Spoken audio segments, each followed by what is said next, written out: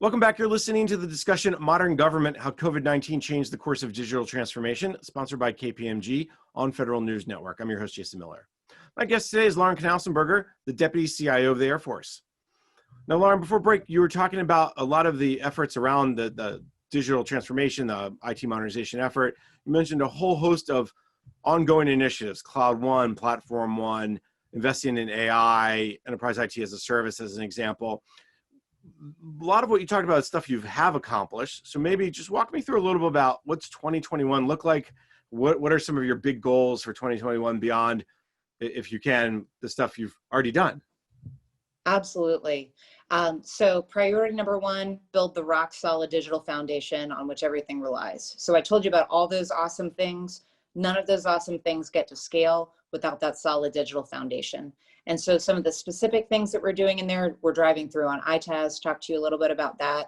We have some really great zero trust pilots happening right now. And a lot of that, of course, really has a cornerstone in ICAM. And so we're really getting after that as well. Getting people to be able to work wherever they want to work on whatever device they are on. That's another big piece of that. And then enabling airmen with the knowledge and the tools that they need to operate in this digital future that we're building. Really the digital future that already exists in the rest of the world. And so along those lines, we're investing in Digital U.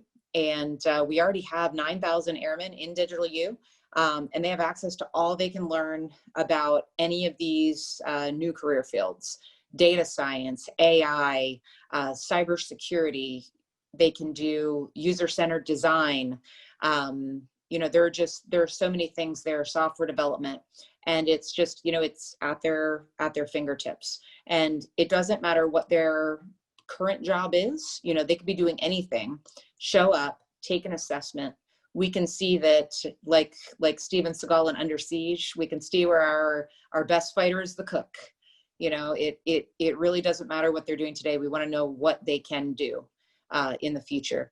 And then we're going to use all of that data to take a look at what our digital inventory is as an Air Force, and where we need to be pulling airmen from doing something that is not as much in line with their skill set as it could be to really drive the Air Force forward. And then meanwhile, we can't develop a bunch of snipers and then hand everyone a knife. So we have to give them the tools that they need to do their job. And so we're trying to do a better job of surveying our airmen on what are those tools that you really need. Tableau is a huge one. A lot of people were having to create their own visualization tools for a period of time, which, we can say, hey, that's nuts. Let's just get you a visualization tool. And so we're making sure that they have the tools, and we're trying to make it more affordable by negotiating enterprise buys and being a little bit more disciplined within a category and make it easier for airmen to get access to those tools.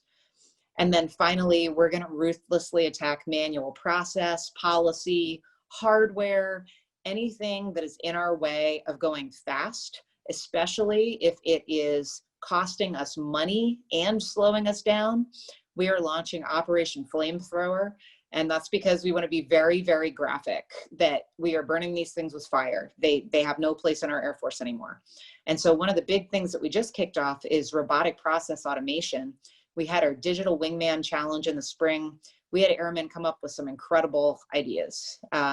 So we had folks automating their executive functions where they had to do crazy things like go to multiple databases and put them into PowerPoint. They're completely automating that. Any type of standard report, automating that. Sometimes when they have to re-enter things in multiple systems, they're automating that too. Flight scheduling. There are so many things. And with that, I'm looking forward to, in the short term, really enabling more airmen. We've invested a bit more in RPA, but even more exciting, we'll be able to use that data to see exactly how much time we're wasting with crazy process and crazy software. And that will help us to focus our spend on exactly what parts of the software apparatus that we have to fix permanently, rather than RPA, which is kind of a workaround to really get at, what's in our way. And so those are all things that, that we'll be doing over the next year. We'll be doubling down on user experience as well. Coming into this job, I wanted to be the innovation CIO. but I realized that I'm going to be the data CIO. And, we just, just in the military, we don't always operate like a business, and we need to more. There are several data points that we're going to have to be more disciplined about collecting. User experience and network performance, those are two. Cost is another. And so really those three measures are how I'm going to be grading myself. And so going through and making sure that we all have the data that we need to make smart decisions, and that we have the data to hold ourselves accountable. So that's what you're going to see. And I believe that through doing all of those things, we are going to better enable airmen. We're going to be listening all the time. I will be listening all the time, as I have over the past 3 years, to our airmen and to our commanders. And we're going to go and we're going to knock things out of their way. And once we see that we had to knock it out twice, we're going to fix it for everybody. When you mentioned Operation Flamethrower, I thought you were going to tell me you're burning the bridges behind you too. That, once we're going to figure out which policies, which roadblocks, whatever it is, and we're going to flame through it and then not look back. So absolutely, that was one of the things I thought you were going to say. But I think that's really what you're getting to, is understanding what those challenges are. I'm interested to talk a little bit maybe more about user-centered design and user experience. One of the key pieces of DevSecOps obviously is to understand that journey. Are you applying that concept to other places within the CIO's realm? So I would say that we're trying to apply it more to everything that we do. To me, user-centered design and design thinking in general is really about how we enable people and how we approach problems. And so I'm actually encouraging as many people as we can to go into Digital U and just take a class on design thinking, and really kind of going through in a different type of creative process as we come up with problems and can solution together and maybe expand what our typical toolbox would be to go after solving these problems. So yeah, with software development, it's an easy parallel. I have a user, they need to use some software. I'm working with them to draw out what they really need, not in a requirement, but what are they trying to do and how do I enable that? But it's the same thing for IT. You as an airman, you as a commander, you as an executive, you are trying to do something with your mission. How do I enable you to do that mission better and more effectively and more efficiently and without just really, really unnecessary noise. The unnecessary noise in the DoD is pretty deafening. We're getting much better, but it's still a pretty steep hill. Any thought yet about creating some sort of organization within your CIO's office? Sometimes you think it's customer service, sometimes it's customer focused, some way to kind of say, okay, how do we draw that feedback on a consistent basis from our customers, whether it's the CFO's office or whether it's the pilots? Yeah, I'd say we're doing that better than we are at collecting some of the other metrics. We have surveys that hit everyone's desk at least once a week.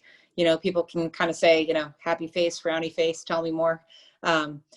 And we're also rolling out user experience software at the glass. So that's kind of the next thing. Instead of asking users, let's see what's actually happening at the glass. Is one application slow? Are all of them slow? Is the entire network slow? And that'll help us to look at not just the user experience piece, but also where is that bottleneck that maybe we didn't even know about that's on the network that is gunking up the works? And is it an enterprise issue, or did someone at a base do something crazy with a firewall? These are all really super boring things to kind of, hey, it's a firewall. You don't get excited about hearing about a firewall. In Zero Trust, of course, we want to burn down the firewalls with Flamethrower too. But right now, those are the types of things that are in our way. Those super mundane things that, you wouldn't think would be so much part of the threat, but they are. Lauren, we're just about out of time. I've really enjoyed our conversation. I just want to hit upon one quick thing real quick about the workforce side and Digital University. You mentioned about 9,000 people taking classes already or signed up to take classes. What's the one thing that you can do to get people ready for this transformation? Because in a sense, you're going to really move some cheese. Yeah, so a lot of the workforce is ready. A lot of the leadership is ready. We have a lot of the training in place.